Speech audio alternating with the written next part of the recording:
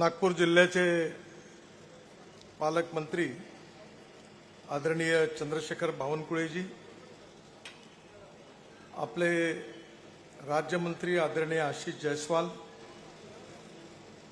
कळमेश्वर क्षेत्राचे लोकप्रिय आमदार आशिष देशमुख, आपले पूर्व खासदार आणि वर्तमान आमदार आदरणीय कृपाल तुमानेजी, माजी आमदार अशोकराव मानकर, आपल्या जिल्ह्याचे अध्यक्ष माजी आमदार सुधाकरराव कोवळे, माजी आमदार सुधीर पारवे,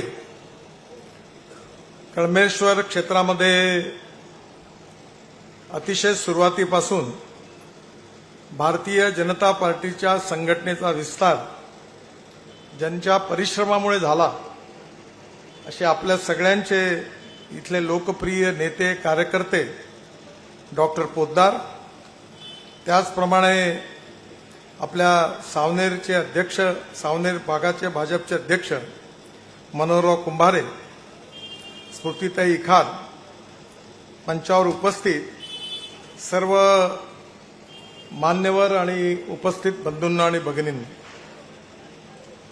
आज कळमेश्वरला येत असताना मी माझ्या लहानपणाची आठवण काढत होतो. नागपूरकडून येत असताना जो रस्ता आहे तो रस्ता विशेषतः मी पश्चिम नागपूर विधानसभेतून विद्यार्थी म्हणून माझं शिक्षण संपल्यानंतर पश्चिम नागपूर विधानसभेकरता उभं होतो. तेव्हा एरला फेटरीपर्यंत प्रचार करायला यायचो. त्यावेळी हा रस्ता, त्या रस्त्यावरचं अतिक्रमण, त्याची रुंदी, दरवेळेला याचा खूप त्रास होत होता. पण मला अतिशय आनंद आहे की आता नागपूरमध्ये आपण जो उड्डाणपूल बांधलेला आहे, वैरायटी चौकातून जो डायरेक्ट आपण पुढे आल्यानंतर जो रिझर्व्ह बँकेपासून सुरू होतो तो डायरेक्ट आपण पोलीस लाईन टाकळीला उतरतो आणि तिथून उतरल्यानंतर आपल्याला कळमेश्वरला यायचं असेल तर अडचण होती.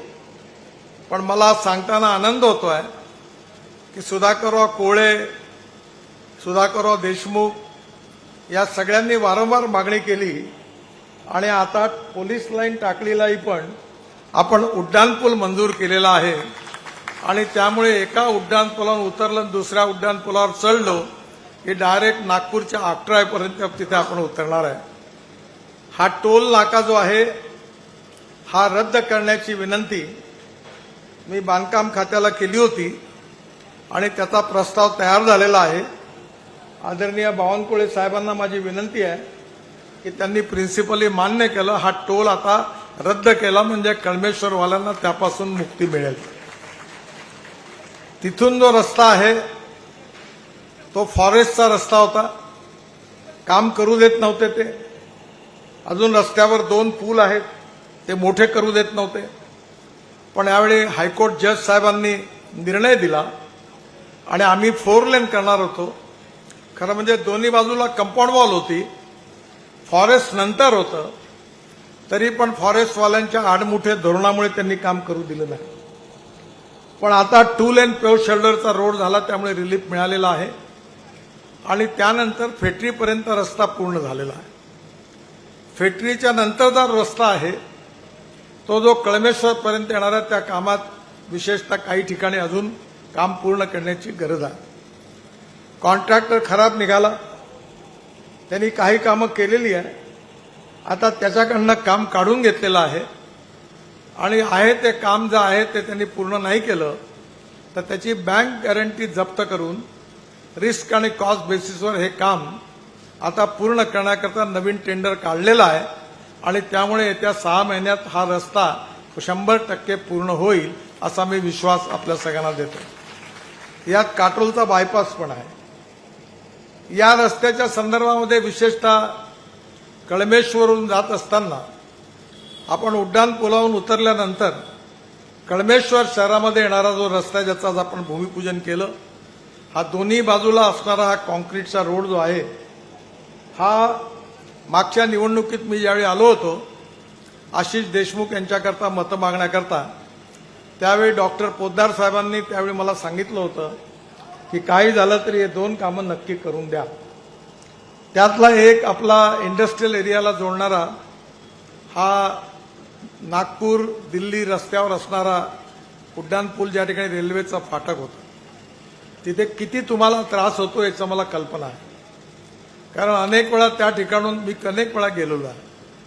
खूप दिवसापूर्वी तो पूल मंजूर केला, पण जागा एवढी अपुरी होती की त्यांनी सांगितलं की उड्डाणपूल काही करणं शक्य नाही, मग घरं तोडावे लागतील. पण त्यानंतर मधल्या काळामध्ये आंदोलन झालं आणि बावनकुळे साहेबांनी मला जेव्हा सांगितलं तेव्हा मी पुन्हा टेक्निकल टीम पाठवली आणि मी सांगितलं जे असेल ते असेल, मार्ग काढा आणि हा उड्डाणपूल झाला पाहिजे. तोही पण आता राष्ट्रीय महामार्ग विभागातर्फे मंजूर झालेला आहे आणि आता हा 18 मीटरचा जो रस्ता आपल्या कळमेश्वर शहरातला आहे तो आत्ताच या ठिकाणी सगळ्यांनी मागणी केली त्याप्रमाणे आपण 24 मीटरचा करणार आहे. आता 24 मीटरचा करताना फुटपाथ आहे, लँडस्केपिंग आहे, लाइटिंगची अरेंजमेंट आहे आणि आत्ताच मी अधिकाऱ्यांना सूचना केली की रोड डिवायडर आहे, पण पोद्दार साहेब तुमची आणि आशिषची जबाबदारी आहे की अतिक्रमण कोणाचंही असू द्या, भाजपवाला असो की काँग्रेसवाला असो, सगळ्याचं अतिक्रमण तुम्ही तोडलं नाही तर तुम्ही दोघं याद राखा, मी काम थांबवून देईल. पुरी चुन्याची रेष पाळण तोडून टाका. चिंता करू नका का नगरपालिकेची निवडणूक आहे म्हणून काय होईल. माझ्याकडे बघा, मी अतिक्रमण तोडून वारंवार माझी निवडणुकीतली मार्जिन वाढत जात असते, कमी होत नाही. तुम्ही 24 मीटरचा रस्ता करायला मदत करा आणि या रस्त्याच्या बाजूला जी फुटपाथ आहे त्याच्याखाली आता आपल्या घरामध्ये सीएनजी देखील पाईपलाईननी येणार आहे. गॅस सिलेंडरची गरज पडणार नाही. त्यामुळे आपल्याकडे ड्रेनेज लाईन, पाण्याची लाईन, सीएनजीची लाईन असा एक डक्ट आपण फुटपाथच्या खाली टाकू आणि त्यामुळे लाइटिंगची अरेंजमेंट चांगली करून या रस्त्यामुळे कळमेश्वर सुंदर होणार आहे आणि हे सुंदर होणं ही जनतेची इच्छा आहे. त्याला आपण सगळ्यांनी जरूर मदत करावी अशी माझी विनंती आहे.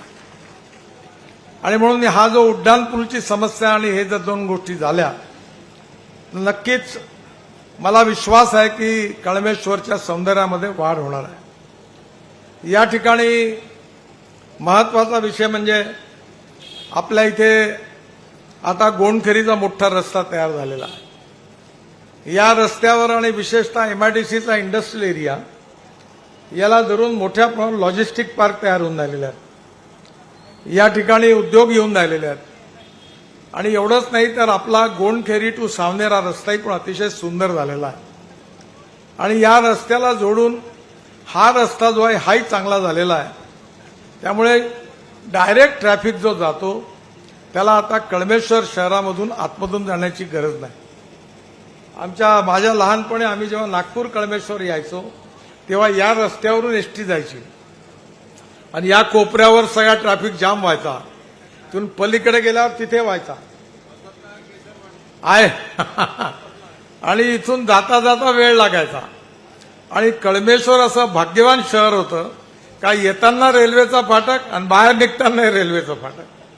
तिकडे काटोलकडे जाताना रेल्वे अडकायची, इकडे येताना दोन्ही ठिकाणी थांबायचं आणि मध्ये सगळं आहे. आणि कळमेश्वरला उतरल्यानंतर मग एक लंफन सर्व्हिस होती, लक्ष्मी ट्रान्सपोर्ट, आणि ती सर्व्हिसची विशेषता हे होती का हात दाखवली का कुठेही थांबायची आणि मग त्यासाठी त्या स्टँडवर बसले राहायचो आणि मग 2-2 तासांनी ती बस यायची आणि कळमेश्वर ते सावनेर प्रायव्हेट बसमधून मग आम्ही दापोड्याला जायचो. पण आज परिस्थिती बदलली आहे. कळमेश्वरचा विकास होतोय, इंडस्ट्रियल एरिया डेव्हलप झाला. एक काळ असा होता की मी ज्यावेळी आमदार होतो त्यावेळी निपॉन टेंद्रोचा जो प्रकल्प होता त्याच्या दूषित पाण्यामुळे खूप नुकसान झालं.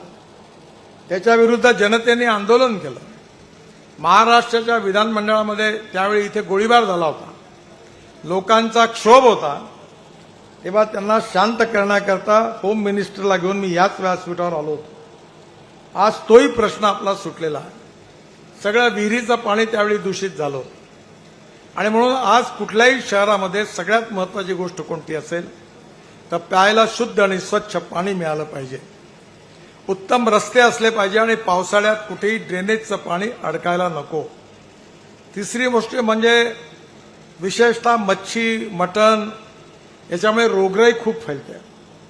आज आपल्या सगळ्यांना इकॉलॉजी आणि एन्व्हायरमेंटचा विचार करण्याची गरज आहे आणि प्रदूषण कमी झालं पाहिजे.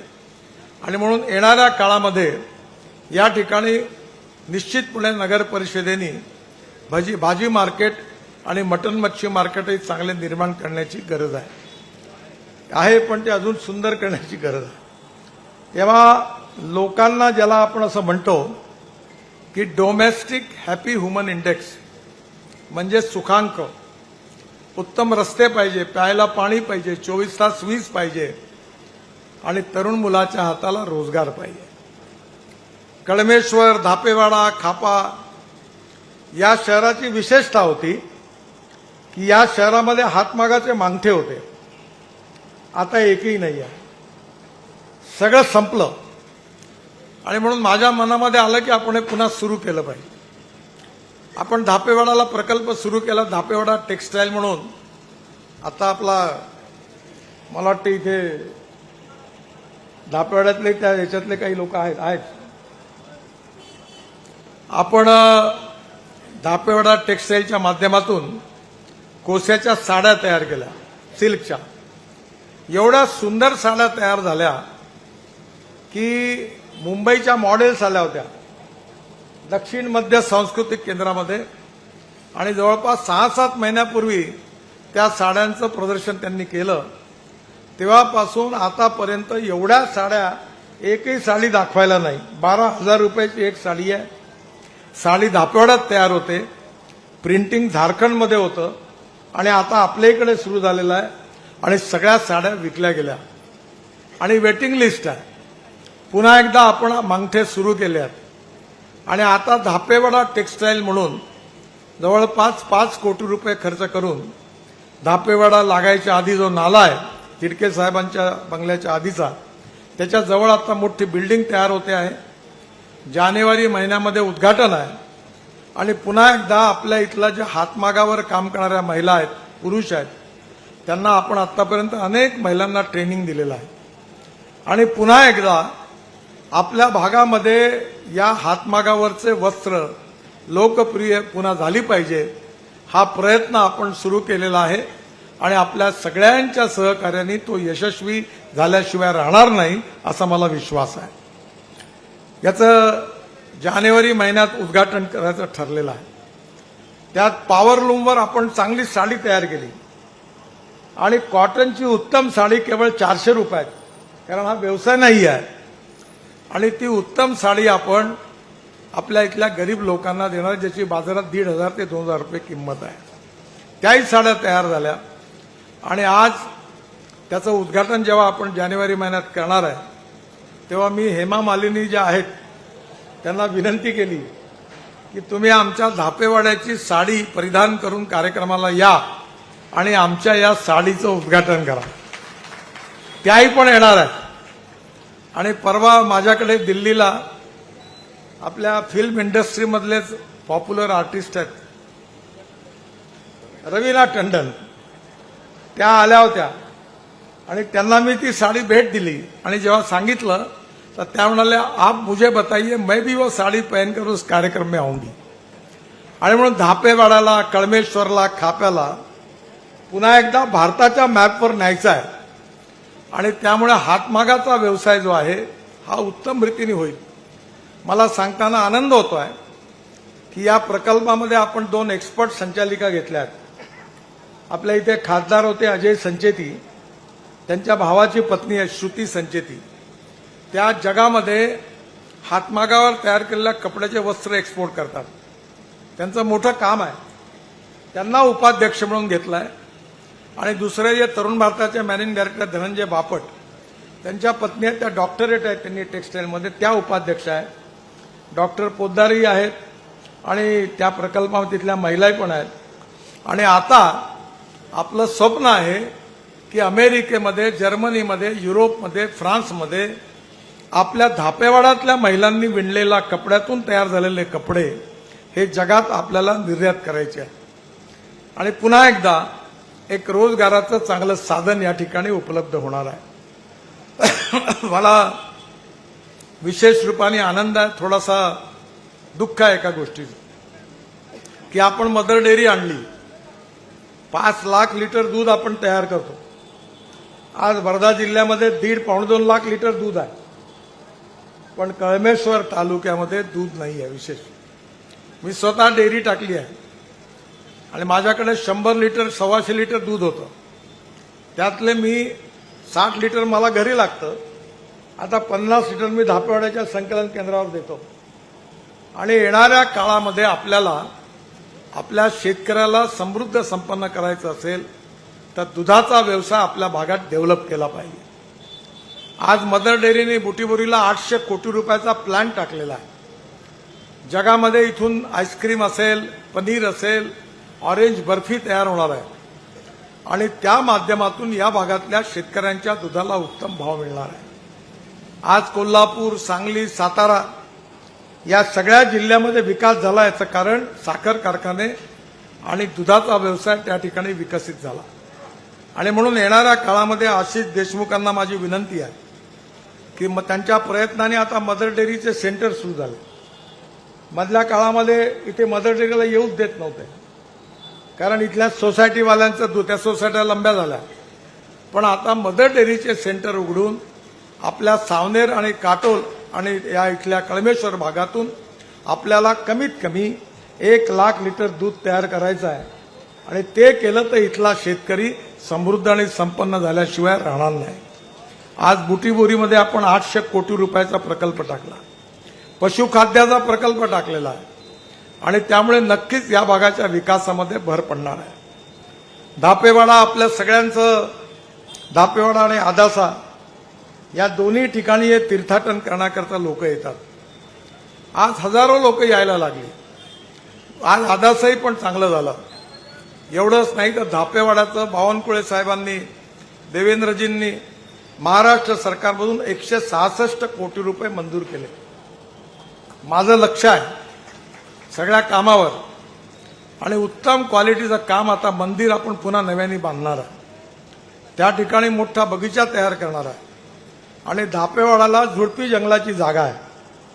बावनकुळे साहेबांना माझी विनंती आहे, मी कलेक्टर साहेबांकडे प्रस्ताव पाठवला आहे आणि त्या ठिकाणी खेळण्याकरता एक मोठं stadium, volleyball, cricket, kabaddi, kho kho, basketball अशी सगळी उत्तम ग्राउंड तयार करून आपल्या गावातल्या मुलांना उत्तम खेळता आलं पाहिजे असं ग्राउंड पण त्या ठिकाणी तयार होणार आहे। एक एक गावामध्ये खेळाचं मैदान असलं पाहिजे। आजकाल आपल्या इथे लहान मुलं मोबाईलवर खेळत असतात। जर आपली पिढी घडवायची असेल तर आपल्याला खऱ्या अर्थाने खेळाची मैदानं, जसं आत्ता बावनकुळे साहेबांनी तुम्हाला निमंत्रण दिलं, यामध्ये सांस्कृतिक महोत्सव रात्री आहे, पण या सांस्कृतिक महोत्सवामध्ये यावेळी अपने राम म्हणून आशुतोष राणा यांचं फार सुंदर प्रयोग आहे। तुम्ही रावणावरचं ते म्हटलेलं शंकराचं स्तोत्र ऐकलं असेल, ते त्यांनीच म्हटलेलं आहे, खूप पॉप्युलर आहे। श्रेया घोषाल, विशाल मिश्रा, हास्य जत्रा ही राष्ट्रीय आणि आंतरराष्ट्रीय दर्जाची कार्यक्रम आहेत आणि जवळपास 50,000 लोक रोज येतात आणि त्याचबरोबर सकाळी आपण भक्ती महोत्सव करतो। मागच्या वर्षी आपण गिनीज बुक ऑफ वर्ल्ड रेकॉर्डमध्ये 2 रेकॉर्ड केले। त्या ठिकाणी 30,000 मुलांनी एकाच वेळी मनाचे श्लोक आणि वंदे मातरम म्हणून रेकॉर्ड केला आणि यावेळी 8 तारखेला एक मोठा कार्यक्रम आहे की 50,000 विद्यार्थी गीतेचे 3 अध्याय एकाच वेळी म्हणून जागतिक रेकॉर्ड पण त्या ठिकाणी करणार आहे। आपण त्या ठिकाणी रामरक्षा असेल, भीमरूपी असेल, निरनिराळ्या भगवान गौतम बुद्धाचं एक स्तोत्र, अशा सगळ्या प्रकारच्या लोकांना घेऊन रोज सकाळी कार्यक्रम होतो आणि रोज 8 ते 10,000 कधी कधी 20,000 लोक सकाळी 6 वाजता तिथे येतात आणि उत्तम कार्यक्रम होतात। या सगळ्या कार्यक्रमाची याकरता गरज आहे की केवळ फिजिकल इन्फ्रास्ट्रक्चरमुळे समाजाची प्रगती होत नाही, तर साहित्य, संस्कृती, कला, नाटक हे आपलं जीवन बदलवत असतात आणि म्हणून आपला सर्वांगीण विकास झाला पाहिजे याकरता आताच बावनकुळे साहेब आमच्या महोत्सव समितीचे अध्यक्ष आहेत आणि त्यांनी तुम्हाला विनंती केलेली आहे. सगळ्यात महत्त्वाची गोष्ट म्हणजे ॲग्रो व्हिजन. आणि मला सांगताना आनंद होतोय की इथे बसलेल्या अनेक लोकांचे संत्र्याचे बगीचे आहेत. माझाही बगीचा आहे, बरोबर नाही आहे. आता बगीचा तोडून टाकायचा निर्णय घ्यावा लागला, कारण उत्पन्न होत नाही, कीड लागलेली आहे. याचं कारण आपल्या इथली शेती सायंटिफिक नाही आहे. मधल्या काळामध्ये आपले 60-70 शेतकरी घेऊन आम्ही स्पेनला गेलो होतो. व्हॅलेन्शिया, जगामध्ये व्हॅलेन्शिया संत्रा हा सगळ्यात प्रसिद्ध आहे आणि तिथले सगळे बगीचे आपण पाहिले. तिथे एका एकरमध्ये 340 झाडं संत्र्याची येतात आणि आपल्याकडे एका एकरामध्ये 100 झाडं फक्त लागतात. तिथलं उत्पन्न एकरी 25 ते 30 टन आहे आणि आपलं उत्पन्न 3 ते 5 टन आहे. तिथली क्वालिटी आपल्यापेक्षा चांगली आहे आणि तिथला जो संत्रा विकला जातो तो सुपर मार्केटमध्ये विकला जातो आणि आपला संत्रा जो आहे तो ट्रकमधून मार्केटमध्ये ज्या प्रकारे विकला जातो त्यात शेतकऱ्याचं नुकसान होतं. आणि म्हणून आपण रामदेव बाबांना आग्रह केला. त्यांनी 1000 कोटी रुपयाची इन्व्हेस्टमेंट केली, पण संत्राच उपलब्ध नाही आहे. आणि म्हणून आपल्या भागामध्ये आता संत्र्याचे उत्तम उत्पादन झालं पाहिजे म्हणून या मोप्या, काटोल, वरुड, मोर्शी, अकोला, अमरावती, वाशिम, विदर्भातले 50-60 शेतकरी आम्ही 4 दिवस तिथे स्पेनमध्ये व्हॅलेन्शियाला गेलो होतो. ती संत्र्याचे बगीचे पाहिले, तिथल्या नर्सरी पाहिल्या, त्याची फिल्म तयार केली आणि ती फिल्म आल्यावर नागपूरला आपण वर्कशॉप घेतला आणि त्या वर्कशॉपमध्ये 250 रुपयाची फी ठेवली, एंट्री फी. कारण फुकटात दिलं तर लोकांना महत्व नाही राहत. 650 लोक 250 रुपये भरून आले. 4.5 तास कार्यक्रम झाला.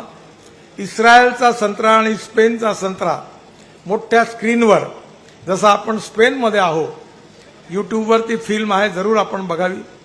आणि सगळ्यांनी त्याचं अध्ययन केलं आणि आता आग लागावी तसं सगळे संत्रा उत्पादक निश्चितपणे कामाला लागले. ते प्युमिंग करतात, कटिंग करतात, तिथे बासं लावावं लागत नाही आणि आता संत्र्याच्या नर्सरीकडे आपण लक्ष घातलं. आपल्या इथल्या नर्सरी चांगल्या नाही आहेत. मी आपले आदरणीय राज्यमंत्री आशिष जयस्वाल, कृषी राज्यमंत्री आहे, आपण पंजाबराव कृषी विद्यापीठातले सगळे एक्सपर्ट, माई साहेब, सगळे शेतकरी, संत्रा नर्सरीचे लोक यांचं मोठं वर्कशॉप आता ॲग्रो व्हिजनमध्ये पुढच्या महिन्यात घेणार आहे. त्याची पॉलिसी आपण तयार केलेली आहे. आपल्याला संत्र्याची कलम चांगली झाली पाहिजे आणि बीज चांगलं मिळालं पाहिजे. जर बीज चांगलं असेल आणि कलम चांगली असेल तर शेतकऱ्याचं उत्पन्न वाढू शकतं आणि रूट स्टॉक जो आहे तोही महत्वाचा आहे. आणि म्हणून या संदर्भामध्ये खूप अध्ययन केलं आणि आता याच्यामध्ये तर आता AI आलाय, आर्टिफिशियल इंटेलिजन्स इन ॲग्रिकल्चर. आणि आता तुम्हाला आश्चर्य वाटेल की आपल्या इथून जवळपास बारामतीला शरद पवार साहेबांचे जे भाऊ आहे प्रतापराव पवार, राजेंद्र पवार, तिथे आपण 80 शेतकरी बारामतीच्या कृषी विज्ञान केंद्रात पाठवले. त्यांचं AIचं सगळं अभ्यास केला आणि माझ्याकडे आता AI लागलेला आहे. माझ्याकडच्या ऊसावर अमेरिकन सॅटेलाइट माझ्या ऊसाचे फोटो माझ्या मोबाईलवर पाठवतो. तिथे जमिनीत केव्हा पाणी पाहिजे ते माझ्याकडे अलार्म येतो, कोणतं खत द्यायची गरज आहे ते सांगतो आणि पुढल्या 4 दिवसांनी कोणता रोग येणार आहे तेही सांगतो. आणि त्यामुळे आता AIचा उपयोग देखील शेतकऱ्यांनी आपल्याकडे करायला सुरुवात केलेली आहे. मला आनंद आहे की मी ऑर्गॅनिक तूर लावली, एकरी 15 क्विंटल झाली, 5 एकरात 75 क्विंटल झाली. मी आमच्या गावात दाल मिल आहे, डाळ तयार केली आणि ब्रँडिंग करून पुरती सुपर बाजारहून 3 महिन्यात विकल्या गेली 160 रुपये किलोनी, संपून गेली. पण ती केमिकल फर्टिलायझर आणि पेस्टिसाइड नाही वापरलं. 15 क्विंटल एकरी झाली. आता यावर्षी माझ्याकडे 28 एकर तूर लावली आहे. मी छोट्या छोट्या शेतकऱ्यांच्या विकासाकरता त्यांची शेती घेतली. माझ्याकडे इलेक्ट्रिक ट्रॅक्टर आहे. मी सांगितलं यांची शेती नांगरून द्या, कारण सोलर लावला आहे त्यामुळे ट्रॅक्टरचा खर्च 0 आहे. आणि ड्रोन डिस्क स्प्रेइंग केलं आणि आता ऊसामध्ये नॅनो युरिया आणि नॅनो मिश्रखत वापरलं. माझ्याकडे कांदा 1-1 किलोचा 1-1 कांदा ऑर्गॅनिक कांदा झाला आणि आता ॲग्रोव्हिजनच्या वतीने जानेवारी महिन्यात आम्ही 5 ऑर्गॅनिक फ्रूट व्हेजिटेबल्स आणि धान्य याची दुकानं नागपूरला सुरू करतो आहे. म्हणजे आपल्या शेतकऱ्यांनी डायरेक्ट माल विकला की त्याला उत्तम भाव मिळणार आहे. या सगळ्या याच्यामध्ये प्रयत्नांमध्ये आपल्या सगळ्यांच्या सहकार्याची गरज आहे आणि यातून शेतकऱ्याचा विकास झाला पाहिजे, तरुण मुलाच्या हाताला काम मिळालं पाहिजे, गावात चांगले रस्ते असले पाहिजे, प्यायला शुद्ध स्वच्छ पाणी मिळालं पाहिजे. बावनकुळे साहेबांनी सांगितलं की मेट्रो विशेषतः इटारसी ते नागपूर, भुसावळ ते नागपूर आणि त्याचबरोबर गोंदिया टू नागपूर आता आपण 4 लेन करायचं ठरवलेलं आहे. 3री लेन झालेली आहे, 4थं लेन पण झाल्याची गरज आहे कारण ट्रॅफिक जाम आहे, खूप गाड्या आहेत. आपण एक गोष्ट आपण करू की मेट्रो करता 500 कोटी रुपये पर किलोमीटर खर्च आहे. पण माझं स्वप्न आपण पहिला पायलट प्रोजेक्ट घेतलेला आहे की मेट्रोच्याच कॅपॅसिटी इतकी एक फ्लॅश चार्जिंग बस आपण आता युरोपमधून आणली आहे. माझ्या म्हणण्याखातर टाटाने त्या बसची फॅक्टरी धारवाडला सुरू केलेली आहे आणि नागपूरच्या रिंग रोडवर या 50 बसेस पुढल्या वर्षभरात धावणार आहे. आणि ती बस अशी आहे की तिचं फ्लॅश चार्जिंग आहे, जे बस स्टॉपवर उभी राहिली की चार्जर खाली येईल आणि 20 सेकंदमध्ये बस चार्ज होईल. बसची कॅपॅसिटी 135 लोकांची आहे. एअर कंडिशन बस आहे, एक्झिक्युटिव्ह चेअर आहे आणि विमानात जसं चहा पाणी नाश्ता करता एअर होस्टेस आहे तशी बस होस्टेस देखील बसमध्ये आहे आणि बसचा किराया डिझेल बसपेक्षा 30% कमी आहे. ही बस जेव्हा नागपुरात सुरू होईल त्यानंतर ती बस नागपूर कळमेश्वर, नागपूर रामटेक, नागपूर सावनेर, नागपूर बुटीबोरी, नागपूर वर्धा बुटीबोरीच्या पलीकडे आणि नागपूरकडून आपल्याकडे उमरेडपर्यंत सगळ्या ठिकाणी आपण ती सुरू करणार आहे. आणि त्या बसमध्ये केवळ एका किलोमीटरमागे 2 कोटी रुपये खर्च आहे. त्यामुळे मेट्रोचा विस्तार करायला पाहिजे, मागणी तुमची बरोबर आहे. पण आता मेट्रो 500 कोटी रुपये खर्च आहे. त्यामुळे ही बस देखील आपल्याला सोयीची होईल आणि ती कळमेश्वरपर्यंत आली तर तसेही आता आपण आपल्या रिंग रोडपर्यंत म्हणजे नाक्यापर्यंत या बसचा स्टॉप राहणारच आहे. पण पुढच्या स्टेजमध्ये ती आपण नक्की कळमेश्वरपर्यंत आणू. या कळमेश्वरमध्ये आजूबाजूला चांगल्या शैक्षणिक संस्था तयार झालेल्या आहेत. विशेषतः कळमेश्वर आता एक सॅटेलाइट सिटी नागपूरची म्हणून विकसित होत्या आणि ही जी 2 महत्वाच्या अडचणीचे प्रश्न होते, एक उड्डाणपुलाचा आणि शहरातल्या अंतर्गत रस्त्याचा, तोही प्रश्न आज सुटलेला आहे. मला अतिशय आनंद आहे की तुमच्या सगळ्यांच्या सहकार्याशिवाय हे शहर सुंदर स्वच्छ होऊ शकत नाही. तुमचं लिव्हिंग स्टँडर्ड जर वाढवायचं असेल तर जनतेच्या सहकार्याची गरज आहे. आम्ही नागपूरमधला सगळा कचरा गोळा करून त्याच्यापासून आता सीएनजी तयार केला. पुढच्या महिन्यात त्याचं उद्घाटन आहे. 28 टन सीएनजी तयार होणार आहे आणि त्यामुळे नागपूरच्या बसेस, तुमच्या बसेस, स्कूटर सीएनजीवर चालणार आहे. पेट्रोल डिझेलमुळे प्रदूषण होतं. आपण इलेक्ट्रिक व्हेकल आणली, इलेक्ट्रिक ट्रक आणल्या, इलेक्ट्रिक बसेस आणल्या. आता मी ज्या गाडीत बसून आलो आहे इनोवा, ती 100% शेतकऱ्यांनी तयार केलेल्या इथेनॉलवर चालणारी आहे. प्रदूषण शून्य आहे आणि पेट्रोल 1 लिटर पेट्रोलच्या तुलनेत जर ॲव्हरेज बघितलं तर पेट्रोलचा भाव 25 रुपये लिटर येतो. एवढी सुंदर इनोवा गाडी आहे ती, 25 रुपये लिटर. मी बजाज कंपनीची मोटरसायकल लॉन्च केली पुण्यात, ती सीएनजीवर आहे. तर राजीव बजाज म्हणून त्याचे मालक आहेत, त्यांनी मला सांगितलं की पेट्रोलवर जी 2 व्हीलर चालते त्याचा पर किलोमीटर खर्च 2 रुपये 40 पैसे आहे आणि सीएनजीवर चालते त्याचा खर्च फक्त 1 रुपया आहे. आणि मीच ट्रान्सपोर्ट मंत्री आहे.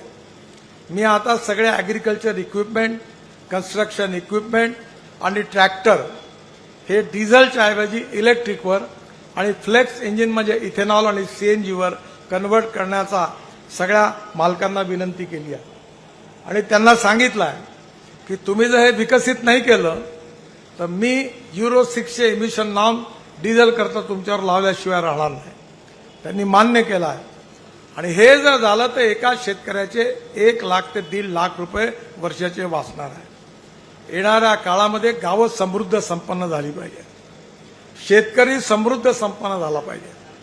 मला या ठिकाणी सांगताना आनंद होता की नागपूर जिल्ह्यातील बेल्याला 1000 लोकांचा आपण स्मार्ट विलेज तयार करायला घेतलेला आहे. बावनकुळे साहेबांना मी विनंती करणार आहे की याच वेळी आचारसंहिता लागायच्या आधी या प्रकल्पाचं भूमिपूजन करायचं आहे आणि 5 लाख रुपयाचं घर, 500 स्क्वेअर फूटचं घर 5 लाख रुपयामध्ये, सिमेंट कॉन्क्रीटचं उत्तम घर आणि आयुष्यभर वीज आणि पाणी फुकट आणि बगीचे, चांगल्या जागा आणि गरीब माणसाला ते मिळणार आहे. माझी आशिष देशमुखांना विनंती आहे की त्यांनी इथेही पण आता हळूहळू आपल्या भागात स्मार्ट विलेजची योजना आणली पाहिजे. आपल्या इथल्या गरीब माणसाला स्वाभिमानाने चांगलं जगता आलं पाहिजे. शेवटी बदल एकदम नाही होत, हळूहळू एक एक गोष्टीतून होत जातो आणि त्याकरता नेत्यांनी पुढाकार घ्यायला पाहिजे आणि जनतेने सहकार्य करायला पाहिजे. आणि तुम्ही सहकार्य केलं, नेत्यांनी पुढाकार घेतला म्हणून बदल झाला. नाही तर याच बसस्टॉपवर कळमेश्वरच्या अंधारात एक लाईट लूप करायचा, समोर ती डिस्ट्रिक्ट कोऑपरेटिव्ह बँकेची शाखा होती, त्याच्या बाजूला एक व्हेटरनरीचा दवाखाना होता आणि ती बस येत नव्हती, एसटी स्टँड नव्हतं त्यावेळी, आणि आपले 2-2 तास त्या हॉटेलमधला चिवडा खायचे आणि हापच्या आम्ही बसलो राहायचो, बस येत नव्हती. पण आता धापेवाडाचा रस्ता असा झाला का विमान उतरवायचं असेल तरी उतरू शकतं, एवढा चांगला झाला. हा तुमच्यामुळे झाला, माझ्यामुळे नाही झाला, आमच्यामुळे नाही झाला. कारण तुम्ही लोकांनी आम्हाला प्रेम दिलं, विश्वास दिला, समर्थन दिलं म्हणून झालं. तुम्ही नसतं दिलं तर हे झालंच नसतं. आणि म्हणून या शहरामध्ये डॉक्टर पोद्दार सारखा एक अतिशय उत्तम, प्रामाणिक, चांगला कार्यकर्ता आहे. आता याचं दुःख आहे की बावनकुळे साहेब काही त्याच्यावर न्याय करत नाही. कारण असं आहे का चांगला माणूस असतो घर की मुर्गी डाल बराबर. त्यामुळे बाहेरचा चिकन मसाला सावजीचा चांगला लागतो. जरा जुन्या लोकांकडे लक्ष ठेवा. हे जोपासलेले कार्यकर्ते माझ्या का आता मी तर नाही आहे, तुम्ही नेतृत्व करता. जर या प्रामाणिक कार्यकर्त्याची तुम्ही कदर नाही केली तर जेवढ्या जोराने वरती चालल्या तेवढ्या जोराने खाली आल्याशिवाय राहणार नाही, हे तुम्ही लक्षात ठेवा. त्यामुळे जुन्या कार्यकर्त्याची आठवण लक्षात ठेवा. डॉक्टर पोद्दार सारखा उत्तम कार्यकर्ता आपल्याला मिळाला, ज्यांनी या भागामध्ये उत्तम काम केलं, आजही करत आहेत. मी अनेक वेळा त्यांना सांगायचो का पहिले आपला दवाखाना बघा, फालतू गोष्टी नका करू, पहिले दवाखाना नीट बघा मग काम करा. पण डॉक्टर पोद्दार असे का दवाखाना ठेवला बाजूला आणि गावभर फिरून आपलं काम करत होते.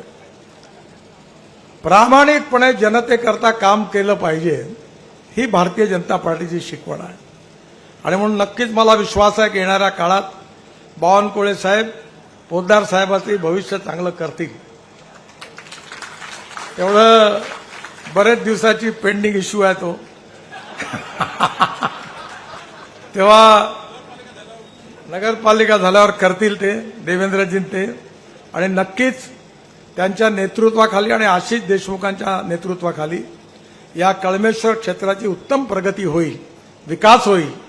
आणि या विकासामधून एक आदर्श शहर, स्वच्छ शहर, प्रदूषणमुक्त शहर, जिथलं पर कॅपिटा इन्कम चांगला आहे, शेतकरी जिथला सुखी समाधानी आहे, इथला संत्रा उत्पादक आणि शेतकरी देखील समाधानी राहील. कारण आपल्या भागामध्ये मोठ्या प्रमाणावर वेगवेगळ्या प्रकारचा विकास करण्याची जबाबदारी डॉक्टर पोद्दार साहेबांनी घेतली आहे आणि त्यांच्या मागे बावनकुळे साहेबांनी आम्ही सगळे उभा आहोत. आणि नक्कीच हे चित्र असं आज बदललं, यापेक्षा चांगलं बदलल्याशिवाय राहणार नाही असा विश्वास व्यक्त करतो. पुन्हा एकदा दिवाळीच्या आपल्या सगळ्यांना शुभेच्छा देतो. आणि मी तुमच्या ऋणातून मुक्त झालो, कारण आशिष देशमुखच्या निवडणुकीच्या वेळी बावनकुळे साहेबांनी पण तुम्हाला शब्द दिला होता, मी पण शब्द दिला होता. उड्डाण पुलाचं काम व्हायला थोडं 4-6 महिने लागतील, त्याचं डिझाईन आणि परमिशन करता, पण रोडचं काम लवकरच सुरू होईल. आमच्या सोनबाजी मुसळे यांच्या मुलाला काम मिळालेलं आहे आणि त्याला मी सांगितलं आहे का काम चांगलं कर, नाहीतर हा कळमेश्वरवाला काटोलवाला जो कॉन्ट्रॅक्टर होता त्याला मी दरवाजा बंद करून त्याला सांगितलं धुलाई करीन म्हणून तुझी. तर तू हा चांगलं काम करेल आणि यांनी सुंदर डिझाईन केलं. मी आता पाहिलं प्रज्ञा चौकाचं सुंदर डिझाईन केलेलं आहे. छान लाईट लागणार आहे, लँडस्केपिंग होणार आहे, सगळ्या ठिकाणी मार्किंग होणार आहे आणि अतिशय सुंदर या शहराच्या सौंदर्यात भर घालणारं काम हे होईल आणि उड्डाण पुलामुळे MIDC एरियात जाण्याचा त्रास वाचेल आणि हे एकमेव शहर आहे नागपूर जिल्ह्यातलं, कदाचित महाराष्ट्रातलं असेल की तुमच्या सगळ्या बाजूला आता उड्डाण पूल तयार झाले. आता रेल्वे क्रॉसिंग कुठेही करायची गरज नाही. पुन्हा एकदा कळमेश्वरच्या जनतेचं मनापासून अभिनंदन, खूप खूप शुभेच्छा. धन्यवाद. नमस्कार.